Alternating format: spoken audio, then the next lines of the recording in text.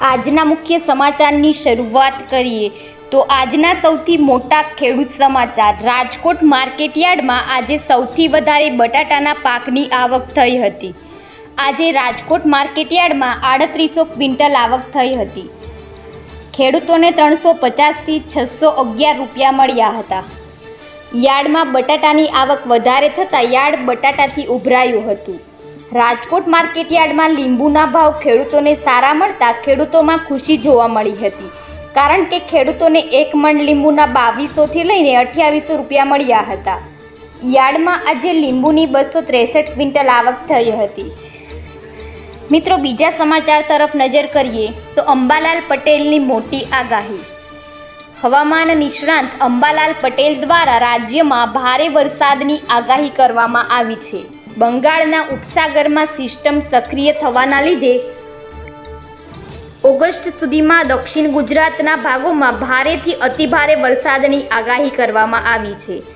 તેમાં પણ ખાસ કરીને જૂનાગઢ, પશ્ચિમ સૌરાષ્ટ્રના વિસ્તારોમાં 7 ઇંચથી વધુ વરસાદની શક્યતા વ્યક્ત કરી છે। આ સિવાય જામનગરના વિસ્તારોમાં 5 ઇંચ જેટલો વરસાદ વરસવાની શક્યતા, જ્યારે મિત્રો ઉત્તર સૌરાષ્ટ્રના વિસ્તારોમાં પણ ભારે વરસાદની શક્યતા રહેલી છે। મિત્રો, બીજા મુખ્ય સમાચાર તરફ નજર કરીએ તો રાશન કાર્ડ ધારકોને આટલી વસ્તુ મફતમાં મળશે।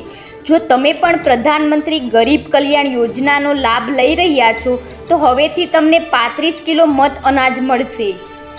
મોદી સરકારે નવા વર્ષમાં આ મોટો નિર્ણય લીધો હતો અને તે માટે તમામ રાજ્યોને દિશા નિર્દેશ પણ આપી દેવાયા છે। આવતી 1 તારીખથી રાજ્યના અંદાજે 80 કરોડથી વધુ લોકોને મફત અનાજની સુવિધા મળશે।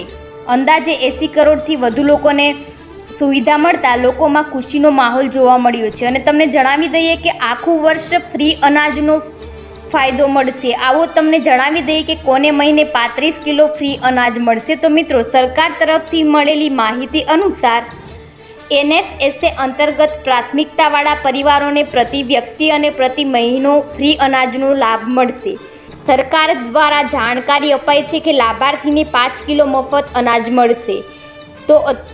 તો અન્ન યોજના અંતર્ગત પરિવારને 35 કિલો પ્રતિ પરિવાર દર મહિને મફત અનાજ મળશે, જેથી તમામ રેશન કાર્ડ ધારકો પોતાના ગામની રાશનની દુકાને જઈને પોતાનું રાશન લઈ શકશે।